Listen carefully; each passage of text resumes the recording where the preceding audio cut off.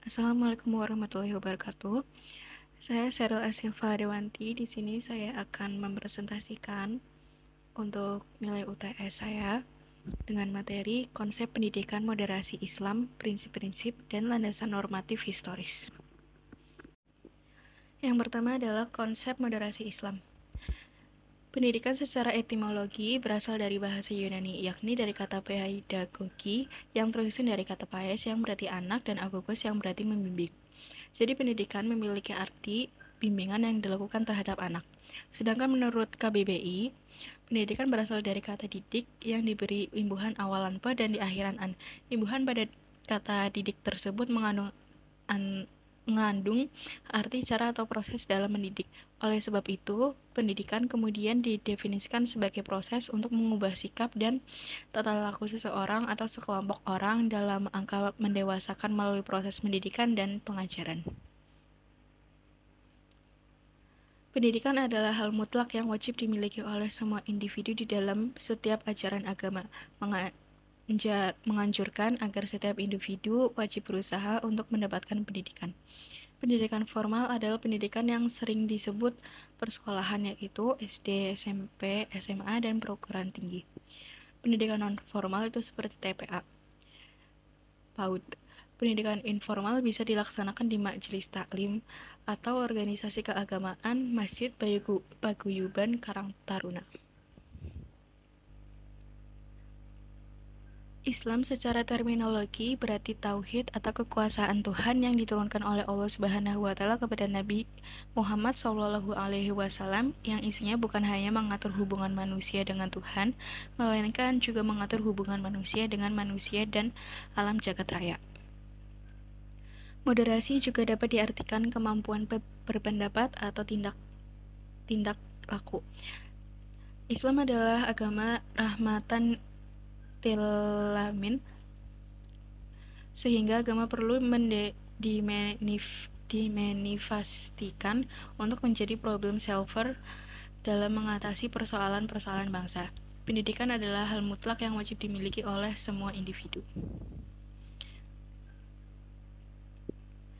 Pendidikan moderasi Islam dimaksudkan untuk menjaga agar praktik ajaran agama Islam tidak terjebak secara eksklusif yang meniadakan wawasan kebangsaan.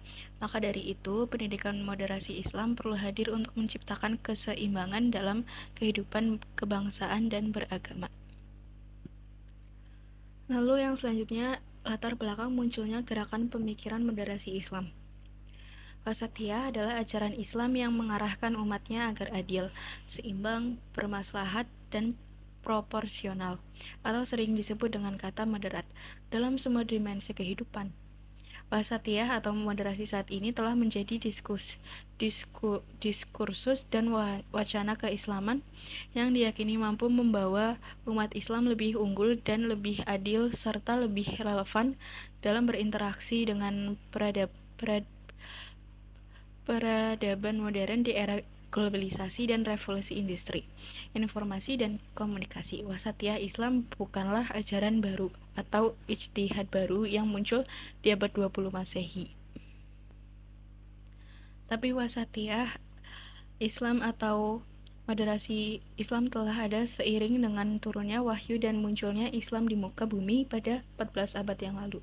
Hal ini dapat dilihat dan dirasakan oleh umat Islam yang mampu memahami dan menjiwai Islam sesuai dengan orisinalitas nasnya dan sesuai dengan konsep dan pola hidup Nabi Muhammad SAW, sahabat dan para salaf saleh. Arah pemikiran Islam wasatiyah ini menjadi sesuatu yang baru dan fenomenal dalam narasi dan pemikiran Islam global, karena disegarkan kembali dan diperkenalkan kembali oleh seorang mujtahid abad 21, yaitu Mulia Al-Imam Profesor Dr. Yusuf Al-Qaradawi, seorang ulama besar dari Qatar kelahiran Mesir, alumni universitas termuka di dunia, Al-Azhar Mesir. Karya-karya baik dalam bentuk buku, makalah ilmiah, ceramah, ataupun sepak terjangnya dalam gerakan dakwah Islamiyah di seluruh dunia. Seluruhnya berlandaskan konsep Islam moderat atau wasatiyatul Islam, sehingga para ulama dunia dan masyarakat Islam internasional menerimanya dengan baik dan menjadikannya sebagai konsep pemikiran baru sebagai prinsip implementasi Islam yang rahmatan lil alamin. Konsep pendidikan moderasi Islam atau wasatiyah Islam menjadi menarik dan menjadi impian semua entitas gerakan dakwah Islam, bahkan negara-negara Islam setelah dunia Islam dirisaukan dengan munculnya dua arus pemikiran dan gerakan yang mengatasnamakan Islam. Pemikiran dan pergerakan pertama mengusung model pemikiran dan gerakan yang kaku dan keras, atau sering disebut al-Hawarij al-Judud. Kelompok ini melihat bahwa Islam adalah agama nas dan konstan, tidak menerima perubahan dalam hal-hal baru dalam ajaran-ajarannya, khususnya dalam akidah, ibadah, hukum, dan muamalat, sehingga perlu membersihkan anasir-anasir syirik dan bid'ah dari akidah, ibadah, hukum, dan muamalat umat. Paham dan pemikiran ini telah menimbulkan kesan negatif terhadap Islam, bahkan melahirkan stigma buruk terhadap Islam sebagai agama yang keras, tertutup, radikal, intoleran, dan tidak humanis. Sementara arus pemikiran dan gerakan kedua yang juga mengatasnamakan Islam adalah pemikiran dan gerakan liberasi Islam, atau sering disebut dengan Mu'tazilah al-Judud, yang mengusung narasi dan pemikiran rasionalis dan kebebasan penuh terhadap Islam. Gerakan ini melihat bahwa Islam adalah agama rasional dan cair terhadap semua budaya dan perkembangan zaman, sehingga Islam harus berubah dan mengikuti perkembangan zaman dalam syariah, hafiyat ibadah, hukum, muamalat, bahkan sebagian akidahnya. Bila arus pemikiran pertama kaku, keras, dan tidak mudah menerima hal-hal baru dalam agama, maka arus pemikiran atau arah pemikiran kedua berpendapat sebaliknya. Mereka menerima semua perubahan, memperbolehkan semua hal-hal baru ke dalam Islam, termasuk pemikiran, budaya, dan kehidupan barat. Aliran ini berani memastikan bahwa ada nas-nas Al-Quran dan As-Sunnah. Tujuan moderasi Islam. Menurut pandangan ulama Mesir, Yusuf Al-Qaradawi, umat Islam seharusnya mengambil jalan tengah. Pandangan yang seperti itu membuat umat Islam menjadi mudah dan menjalankan agamanya. Karena pada hakikatnya Islam memang agama yang memudahkan umat dalam menjalankan perintah-perintah Allah dan Rasul-Nya. Yang pertama itu keadilan. Kamus Bahasa Arab menginformasikan bahwa kata ini pada mulanya berarti sama. Persamaan tersebut sering dikaitkan dengan hal-hal yang bersifat imaterial. Dalam kasus besar bahasa Indonesia, kata adil diartikan tidak berat atas sebelah dan tidak memihak, lalu berpihak kepada kebenaran dan sepatutnya atau tidak sewenang-wenang. Persamaan yang merupakan makna asal kata dari adil, itulah yang menjadikan pelakunya tidak berpihak. Dan pada dasarnya pula seorang yang adil berpihak kepada yang benar, karena baik yang benar ataupun yang salah sama-sama harus memperoleh haknya. Dengan demikian, ia melakukan sesuatu yang patut lagi tidak sewenang-wenang. Makna dari adil dalam beberapa tafsir antara lain, menurut At-Tabari, al-adl adalah sesungguhnya Allah memerintahkan tentang hal ini dan telah diturunkan kepada Nabi Muhammad dengan adil, yaitu al-insaf. Lalu yang kedua, tawazun atau seimbang dalam segala hal, termasuk dalam penggunaan dalil akil, dalil yang bersumber dari akal pikiran rasional, dan dalil nakli bersumber dari Al-Quran dan hadis. Ketiga, adil adalah perhatian terhadap hak-hak individu dan memberi hak-hak itu kepada setiap pemiliknya. Pengertian inilah yang didefinisikan dengan menetapkan sesuatu pada tempatnya. Lawannya adalah kezaliman, dalam arti pelanggaran terhadap hak-hak pihak lain. Lalu yang ketiga itu toleransi. Toleransi harus dideskripsikan secara tepat, sebab toleransi beragama yang diamal secara awur justru malah akan merusak agama itu sendiri. Islam sebagai ajaran yang total tentu telah mengatur dengan sempurna batas-batas antara muslim dan non-muslim, sebagaimana Islam mengatur batas antara laki-laki dan perempuan, dan lain sebagainya. Seorang yang mengerti bahwa agama bukanlah semata ajaran tetapi juga aturan itu, jika ia pemeluk agama tersebut, atau menghormati aturan itu jika ia bukan pemeluk agama tersebut. Lalu materi yang kedua itu ada prinsip-prinsip moderasi Islam. Indonesia sebagai negara bangsa memiliki keunikan dengan keragamaan yang dimiliki dari segi suku, ras, adat istiadat, tradisi, budaya, bahasa, keyakinan, dan kepercayaan dapat terbaur bersatu dalam ideologi Pancasila. Anugerah besar yang dimiliki Indonesia sebagai potensi luar biasa yang harus kita syukuri dengan cara menjaga dan merawatnya. Jangan sampai tercerai-berai oleh paham ekstremisme dan radikalisme yang berkembang menyusup melalui arus globalisasi dan keterbukaan informasi. Perlu adanya solusi untuk menjadi filter bekal hidup berbangsa yang harus ditanam dalam jiwa bangsa. Moderasi menawarkan solusi sebagai pilihan jalan tengah untuk menangkal paham-paham yang tidak sesuai dengan identitas bangsa. Dalam konteks agama, moderasi dipahami oleh penganut dan pemeluk Islam dikenal dengan istilah Islam wasatiyah atau Islam moderat, yaitu Islam jalan tengah yang jauh dari kekerasan, cinta kedamaian, toleran, menjaga nilai luhur yang baik, menerima setiap perubahan dan pembaharuan demi kemaslahatan.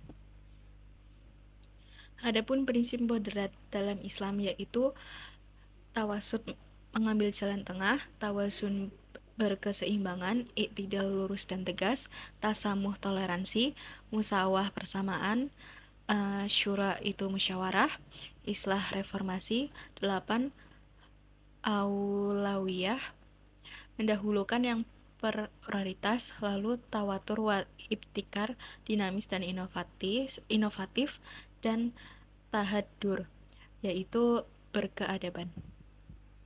Istilah moderasi biasa lazim digunakan untuk mengungkapkan sebuah posisi atau keadaan di tengah-tengah yang tidak berada di sisi kanan dan tidak pula berada di posisi kiri. Istilah moderasi merupakan kata serapan yang diadopsi dari bahasa Latin yaitu moderatio, yang berarti sedang, tidak kekurangan dan tidak kelebihan.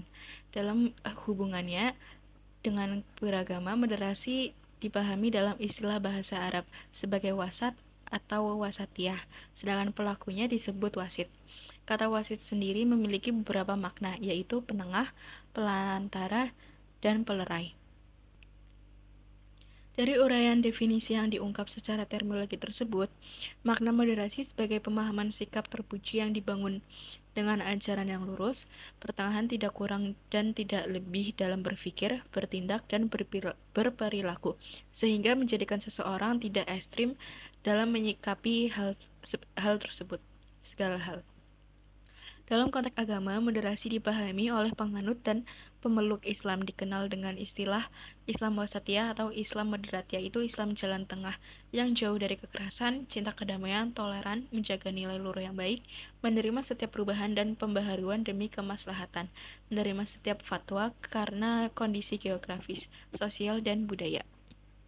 Islam rahmatan lil alamin memiliki ciri-ciri moderasi beragama yang harus bertanam dalam jiwa, di antaranya yang pertama itu wasatiyah, pengambil jalan tengah, yaitu pandangan yang mengambil jalan pertengahan dengan tidak berlebih-lebihan dalam beragama dan tidak mengurangi ajaran agama. Jalan tengah ini dapat berarti pemahaman yang memadukan antara teks ajaran agama dan konteks kondisi masyarakat. Sehingga wasatiyah ialah suatu pandangan ataupun perilaku yang senantiasa berupaya mengambil posisi tengah dari dua perilaku yang berseberangan, serta kelewatan sehingga salah satu dari kedua perilaku yang diartikan tidak mendominasi dalam benak serta perilaku seorang. Umat Islam tidak boleh hanya berpedoman teks saja, kemudian melupakan konteks sehingga menjadikan pemahaman yang ekstrim, radikal, kaku, dan keras, sehingga bersifat Egois menganggap yang lain jika tidak serupa dengan pemahamannya dianggap hal keliru dan salah. Tidak juga pula umat Islam hanya mengedepankan konteks saja, mengesampingkan teks ajaran agama sebagai pedoman Al-Quran dan hadis, sehingga menjadikan pemahamannya bebas tanpa arah liar-liar sesuka hati tak terkendali. Seseorang hamba wajib taat kepada Allah Subhanahu wa Ta'ala sebagai Tuhannya dengan menjalankan ibadah sholat, puasa, zakat, haji, serta melaksanakan ibadah-ibadah sunnah lainnya. Namun hendaknya seorang hamba wajib paham bahwa tidak dibenarkan bila memutuskan aktivitas dunia dan menjauhkan dirinya dengan masyarakat. Keduanya haruslah seimbang antara urusan dunia serta urusan akhirat, serta tidak mendominasi dari keduanya. Lalu yang selanjutnya tawazun, atau yang berarti seimbang. Tawazun merupakan pandangan keseimbangan tidak keluar dari garis yang telah ditetapkan. Jika ditelusuri istilah tawazun berakar dari kata mizan, yang berarti timbangan. Tetapi dalam pemahaman konteks moderasi, mizan bukan diartikan sebagai alat atau benda yang digunakan untuk menimbang, melainkan keadilan dalam semua aspek kehidupan, baik terkait dengan dunia ataupun terkait dengan kehidupan yang kekal kelak di akhirat. Islam adalah agama yang seimbang, menyeimbangkan antara peranan wahyu ilahi dengan mendayagunakan akal rasio, serta memberikan bagian tersendiri bagi wahyu dan akal. Dalam menjalani hidup, Islam mengajarkan untuk bersikap seimbang antara ruh dengan akal, akal dan hati nurani dan nafsu dan sebagainya. Dari uraian di atas, tawazun paham dalam konteks moderasi adalah perilaku adil, seimbang, tidak berat sebelah, dibarengi dengan kejujuran, sehingga tidak bergeser dari garis yang telah ditentukan. Sebab ketidakadilan merupakan cara merusak keseimbangan dan kesesuaian jalannya alam raya yang telah ditetapkan oleh Allah Sang Maha Kuasa. Lalu yang ketiga itu ada tasamuh, atau yang berarti toleransi. Tasamuh jika ditinjau dari bahasa Arab berasal dari kata samhun yang berarti memudahkan. Sedangkan menurut Kamus Besar Bahasa Indonesia, toleransi berarti bersifat menghargai, membiarkan, memperbolehkan sesuatu berbeda ataupun berlawanan dengan pendirian sendiri.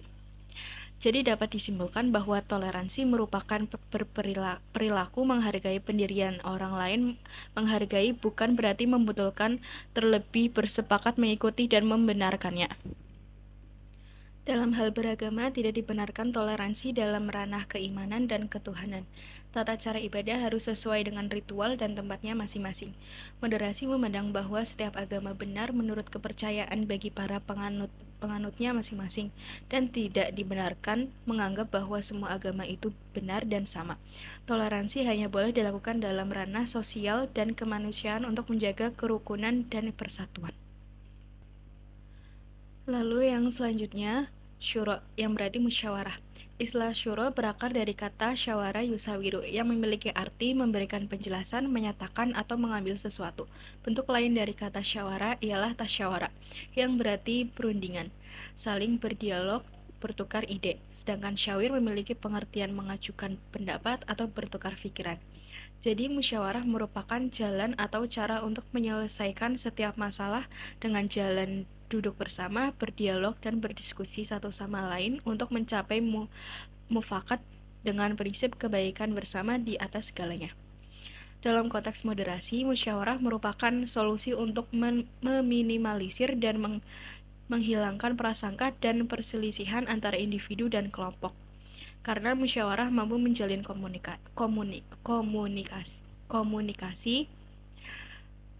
komunikasi, keterbukaan, kebebasan berpendapat, serta sebagai media silaturahmi, sehingga akan terjalin sebuah hubungan persaudaraan dan persatuan yang erat dalam ukhuwah Islamiyah, ukhuwah watoniyah, ukhuwah basyariah, dan ukhuwah insaniyah. Lalu materi yang selanjutnya ada landasan normatif pendidikan moderasi Islam. Dalam istilah kata landasan bermakna dasar berdirinya sesuatu, sedangkan kata normatif berarti tata aturan yang mengikat sekelompok manusia untuk mengendalikan tingkah laku yang dianggap baik. aturan atau rambu-rambu yang membatasi kelompok masyarakat dalam bertingkah laku agar tidak menyimpang dari kebenaran. Maka dapat disimpulkan bahwa dasar normatif pendidikan Islam adalah suatu dasar atau landasan sebagai tempat berpijak yang bersifat keharusan atau tidak boleh ditinggalkan dalam rangka proses aktivitas pendidikan Islam. Adapun landasan normatif pendidikan moderasi Islam ada 3, yaitu Al-Quran, hadis, dan sunnah, serta ijma ulama. Yang pertama, ayat Al-Quran berkaitan dengan pendidikan moderasi Islam. Al-Quran telah disepakati oleh para ulama Islam setiap generasi dari masa Rasulullah SAW sampai kiamat, bahwa Al-Quran adalah referensi utama dan tertinggi dalam Islam, baik secara akidah dan syariat maupun secara ilmiah. Al-Quran telah menjelaskan dengan mendasar, akuratif, dan relevan tentang hakikat arah pemikiran wasatiyah dalam kehidupan umat Islam pada banyak ayat dalam Al-Quran. Setidaknya kata was dalam Al-Quran dengan berbagai bentuknya disebut sebagai 5 kali. Pada dasarnya, penggunaan istilah was dalam Al-Quran dapat merujuk pada pengertian tengah, adil, dan pilihan. Berikut kata was dalam Al-Quran. Yang pertama, ummatan wasatan. Wasatiyah dalam Al-Quran disebut dengan menggunakan kata wasatan yang disandingkan dengan kata ummatan terdapat dalam Quran Surat Al-Baqarah ayat 143.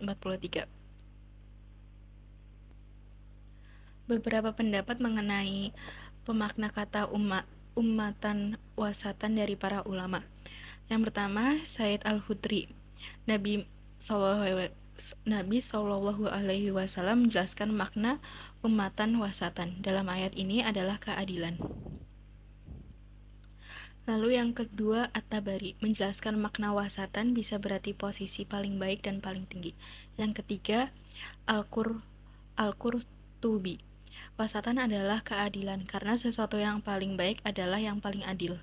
Yang keempat, Ibnu Al-Katsir, kata wasat di sini adalah pilihan yang terbaik, sebagaimana yang diungkapkan bahwa orang Quraisy adalah orang Arab pilihan.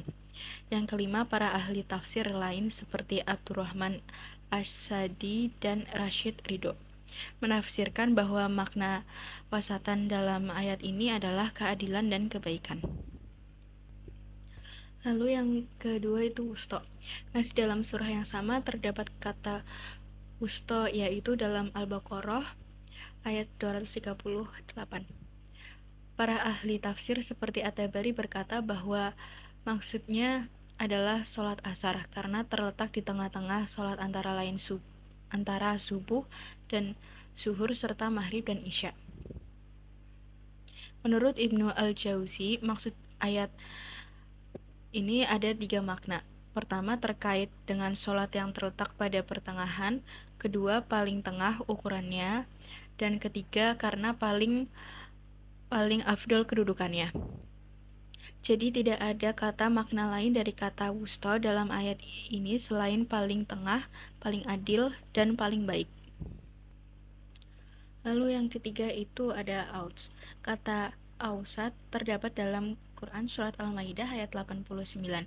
Dalam hal ini, Ibnu Jarir menjelaskan tentang kafarat seseorang yang melanggar sumpah, yaitu dengan memberi orang miskin makanan. Makanan pertengahan seperti yang diberikan kepada keluarganya. Maksud dari pertengahan adalah standar jumlah makanan dan kualitas makanan yang akan diberikan kepada orang miskin. Oleh karena itu, sebagai orang muslim harus mampu menepati janji kepada orang lain dan bertanggung jawab atas perbuatannya, karena itu merupakan karakter orang moderat. Lalu yang keempat, awsatuhum. Kata awsatuhum terdapat Quran Surat Al-Qalam ayat 28. Ibnu Abbas radhiyallahu anhu dan At-Tabari berkata bahwa yang dimaksud dengan kata awsatuhum adalah orang yang paling adil dari mereka. Al-Qurtubi menafsirkan ayat 28 surat Al-Qalam ini adalah orang yang paling ideal, paling adil, dan paling berakal dan paling berilmu. Quraisy Shihab kata Awsatuhum dimaknai dengan golongan yang terbaik atau paling moderat. Lalu yang kelima yaitu fawasatna. Kata tersebut terdapat dalam Quran surat Al-Adiyat ayat 4-5. At-Tabari dan Al-Qurtubi dan Al-Qasimi berkata, maksudnya adalah berada di tengah-tengah musuh. Menurut Ibnu Katsir, kata fawasatna memiliki makna kuda-kuda. Di kuda-kuda itu berkumpul dengan mengambil posisi di bagian tengah-tengah medan. Lalu yang selanjutnya itu ada hadis dan sunnah Nabi Muhammad SAW tentang pendidikan moderasi Islam. Yang pertama hadis Bukhari. Abu Hurairah radhiyallahu anhu berkata, Rasulullah SAW bersabda, amal seseorang tidak akan pernah menyelamatkannya. Mereka bertanya, engkau juga wahai Rasulullah? Beliau menjawab, begitu juga aku, kecuali jika Allah melimpahkan rahmatnya. Maka dari itu perbaikilah niat terlebih dahulu, tetapi janganlah berlebihan dalam beramal sehingga dapat menimbulkan rasa bosan, dan bersegeralah melakukannya di saat pagi dan siang hari, dan bantulah itu pada saat waktu malam. Berjalanlah engkau agar sampai pada sesuatu yang kalian tuju. Lalu yang kedua hadis riwayat Ahmad, Baihaqi dan Al-Hakim. Buraidah al-Aslami berkata, pada suatu hari aku keluar untuk suatu keperluan. Tiba-tiba Nabi SAW berjalan di depanku. Kemudian beliau menarikku, dan kami pun berjalan bersama. Ketika itu kami menemukan seseorang lelaki yang sedang sholat, dan ia banyakkan ruku dan sujudnya. Nabi bersabda, apakah kamu melihatnya sebagai orang ria? Maka aku katakan, Allah dan Rasulnya yang lebih mengetahui. Beliau melepaskan tanganku dari tangannya. Kemudian beliau menggenggamkan tangannya dan meluruskan serta mengangkat keduanya seraya berkata, hendaklah kamu mengikuti petunjuk dengan pertengahan. Karena sesungguhnya siapa yang berlebihan dalam agama akan dikalahkannya. Lalu yang selanjutnya ada hadis riwayat Muslim. Jarak Samurah berkata, aku sudah sholat beserta Nabi berkali-kali, serta sholatnya pada pertengahan dan khutbahnya juga pertengahan. Lalu yang selanjutnya ada hadis riwayat Nasai dan Ibnu Majah. Ibnu Abbas berkata, Rasulullah SAW bersabda, wahai insan, hindarilah sikap berlebihan atau melampaui batas, sebab umat terdahulu binasa karena sikap melampaui batas pada beragama. Lalu yang terakhir hadis riwayat Muslim. Abdullah bin Mas'ud berkata, Rasulullah SAW bersabda, binasalah orang-orang yang melampaui batas. Lalu yang terakhir berdasarkan sunnah Nabi Muhammad SAW. Yang pertama wasatan, moderat, bermakna keadilan. Yang kedua wasatiyah, bermakna posisi tengah penuh keberkahan. Dan yang ketiga wasatiyah bermakna posisi terbaik seperti harta terbaik, lala harta pertengahan. Lalu materi berikutnya yaitu landasan historis pendidikan moderasi Islam. Istilah moderasi Islam sering menjadi persoalan oleh segelintir kalangan.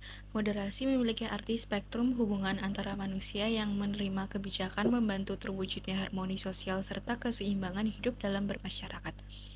Beberapa pendapat jikalau Islam hanyalah Islam tanpa ada Islam moderat maupun moderasi Islam. Kamali berpendapat bahwa moderasi menyangkut kebijakan akhlak yang tidak hanya bersangkutan dengan individualisme, melainkan juga bersangkutan dengan karakter serta gambaran diri komunitas maupun bangsa. Dalam konteks Qur'ani, moderasi menyangkut jati diri dan ideologi mayoritas ataupun umat Islam. Yang pertama, peristiwa-peristiwa pelaksanaan moderasi Islam pada masa Sirah Nabawiyah. Dalam konteks ajaran dan nilai Islam, moderasi beragama pada dasarnya bukan berupa semangat yang tumbuh dan hadir belakangan. Nilai dan perspektif moderasi beragama telah melekat pada diri Rasulullah Shallallahu Alaihi Wasallam, pada ajaran-ajarannya, sikapnya, dan terpancar pada tindakannya. Kesejarahan dengan periode nubuwah telah demikian lama, namun Muhammad Shallallahu Alaihi Wasallam memberi teladan perilaku dan inspirasi yang demikian nyata dalam mengelola heterogenitas dengan prinsip-prinsip penghargaan terhadap hak asasi dan sikap saling memuliakan. Di luar jaminan Al-Quran atas semua keutamaannya, teladan dan tindakan Muhammad Shallallahu Alaihi Wasallam tersebut dengan menempatkan sendirinya menjadi bagi seluruh umat manusia, baik yang beriman maupun yang tidak.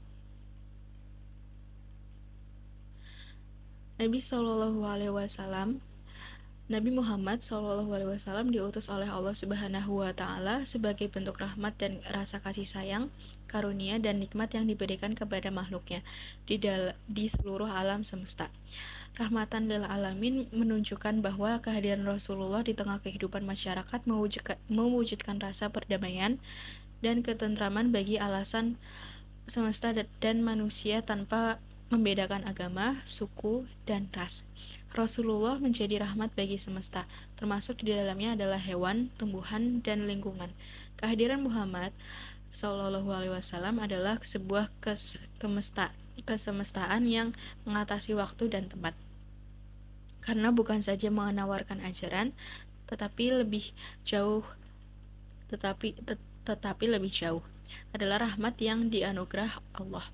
Ayat ini tidak menyatakan bahwa kami tidak mengutus engkau, hai Muhammad, untuk membawa rahmat, tetapi sebagai rahmat atau menjadi rahmat bagi seluruh alam. Lalu yang selanjutnya, peristiwa-peristiwa pelaksanaan moderasi Islam pada era Khulafaur Rasyidin. Yang pertama ada Abu Bakar Asy-Siddiq. Yang pertama itu memerangi kelompok murtad. Setelah berita meninggalnya Nabi Muhammad, banyak sekali orang dan pengikutnya yang mengaku menjadi nabi, termasuk di dalamnya meninggalkan sholat, zakat, dan kembali melakukan kebiasaan jahiliyah. Hal ini berdasarkan anggapan bahwa setelah Nabi Muhammad wafat, maka segala perjanjian dengan beliau terputus. Dengan kehadiran berita tersebut, Abu Bakar memerintahkan 11 panglima untuk menstabilkan kondisi setelah wafatnya Nabi Muhammad, karena kelompok murtad ini dapat mengancam persatuan umat yang akan berujung kepada stabilitas negara. Lalu yang kedua, memerangi kelompok pembengkang zakat. Setelah wafatnya Rasulullah, banyak orang-orang Arab yang murtad dari Islam dan mogok berzakat. Abu Bakar bersikap tegas untuk memerangi mereka, kendati Umar yang menyarankan agar tidak memerangi mereka. Abu Bakar terkenal dengan ketegasannya ketika menarik dan mengelola zakat. Barang siapa saja yang membangkang dan menolak membayar zakat, Abu Bakar tidak segan untuk memerangi orang tersebut. Lalu yang ketiga, memerangi Musailimah al-Kadzab. Setelah Rasulullah wafat, banyak orang yang mengakui sebagai nabi baru atau palsu. Di antaranya adalah Musailimah al-Kadzab. Lalu yang keempat, menghibun Al-Quran. Umar bin Khattab mendatangi Khalifah Abu Bakar dan memintanya untuk mengumpulkan ayat-ayat Al-Quran. Umar beralasan para sahabat menghafal Al-Quran. Banyak yang gugur dalam perang Yamamah. Akibatnya akan hilang sebagian besar dari Al-Quran. Awalnya Khalifah Abu Bakar menolak, namun Umar terus berulang-ulang menyebutkan alasan positifnya. Akhirnya Abu Bakar menerima usulan Umar bin Khattab. Lalu yang kedua ada Umar bin Khattab. Yang pertama, sholat tarawih berjamaah. Semenjak meninggalnya Nabi Muhammad SAW, para sahabat terus menjalankan sholat tarawih dengan berpancar-pancar atau bermakmum kepada imam yang berbeda-beda. Akhirnya Umar bin Khattab menyatukan mereka untuk bermakmum kepada satu imam. Lalu yang selanjutnya ada Utsman bin Affan. Yang pertama itu pembangunan dan perluasan Masjid Nabawi. Masjid Nabawi didirikan pertama kali oleh Nabi Muhammad SAW ketika pertama kali tiba di Madinah saat berhijrah. Pada awal pembuatan, masjid ini berukuran kecil. Dengan semakin banyaknya umat Islam, pada Khalifah Umar bin Khattab mulai memperluas masjid. Pada Khalifah Utsman bin Affan, memperluas sekaligus memberi bentuk dan corak yang indah. Lalu yang kedua, pembukuan Al-Quran, mengeluarkan kebijakan tentang mengumpulkan bacaan Al-Quran dalam satu mushaf agar tidak terjadi perbedaan bacaan yang menjurus pada saling mengalahkan antara kaum muslimin. Pada masa pemerintahan Khalifah Utsman bin Affan, penduduk wilayah kekhalifahan belajar membaca Al-Quran dari sahabat Nabi yang tinggal bersama mereka. Lalu yang selanjutnya ada Ali bin Abi Thalib. Yang pertama itu pergantian pejabat lama dengan pejabat baru. Dan yang kedua itu penarikan kembali tanah hadiah. Lalu yang selanjutnya peristiwa-peristiwa moderasi Islam pada ulama klasik dan kontemporer. Yang pertama itu ulama klasik. Yang pertama Imam Ibnu Jarir At-Tabari. At-Tabari memposisikan umat Islam antara dua ajaran agama samawi yang telah mengalami penyelewengan dan distorsi, yaitu Yahudi dan Nasrani. Yahudi adalah agama yang dianut oleh Bani Israel, dipimpin oleh para rahib yang tidak memiliki konsistensi pada ajaran asli Taurat. Mereka merubah ajaran Taurat sesuai dengan nafsu mereka. Lalu yang kedua Imam Abu Hamid Al-Ghazali. Al-Ghazali melihat bahwa kehidupan ideal dalam mengaktualisasikan ajaran Islam adalah dengan jalan pertengahan, seimbang dan adil atau proporsional antara dunia dan akhirat, antara rohani dan jasmani, dan antara materi dan spiritual. Lalu yang selanjutnya itu ada dari ulama kontemporer. Yang pertama itu Syekh Muhammad Rashid Ridho. Ridho berkata bahwa kelompok memuja jasad hanya memperhatikan masalah fisik dan meninggalkan rohani atau batin. Sementara kelompok rohani sangat ekstrem meyakinkan ruh manusia dan meninggalkan dunia.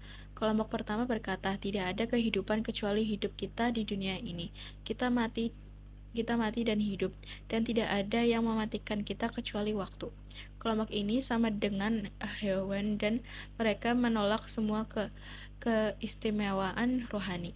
Sementara kelompok yang ekstrem pada agama mereka berkata, sesungguhnya kehidupan dunia ini adalah penjara bagi ruh dan hukuman baginya.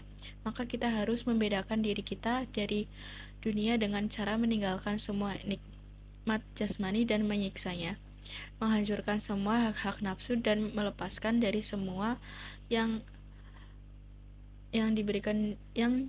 Allah berikan di dunia ini. Lalu ada Al-Imam Hasan Al-Banna. Dalam tulisannya yang berjudul Dialektika Dakwah Kita di Era Baru, Al-Banna mengkritik peradaban barat yang sangat materialisme, liberal yang tidak moderat, yang sebenarnya menyimpang dari nilai-nilai kemanusiaan. Al-Banna meyakini bahwa ajaran dan peradaban Islamlah yang paling sempurna dan moderat, sesuai dengan fitrah manusia.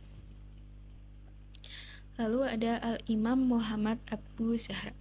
Abu Zahra ketika menafsirkan surat Al-Baqarah ayat 143 berkata, kata wasatan pada ayat ini memiliki dua makna. Pertama, sesuatu yang pertengahan antara dua hal yang bertentangan. Kedua, bermakna kebaikan dan keunggulan. Islam adalah agama pertengahan atau moderat yang berada pada posisi berlebihan atau ekstrem dan posisi mengurangi atau melalaikan. Islam adalah pertengahan antara sikap Yahudi dan Nasrani. Agama Yahudi telah durhaka dan lalai terhadap kewajiban mereka terhadap para nabi, sehingga mereka membunuh para nabi. Agama Nasrani bersikap sebaliknya. Mereka ekstrem dalam menghormati dan mensucikan nabi, sehingga mereka menyembahnya dan menjadikannya Tuhan. Karenanya manhaj atau arah keagamaan yang pertengahan atau moderat adalah tidak ekstrem dan tidak pula memudah-mudahkan atau meninggalkan.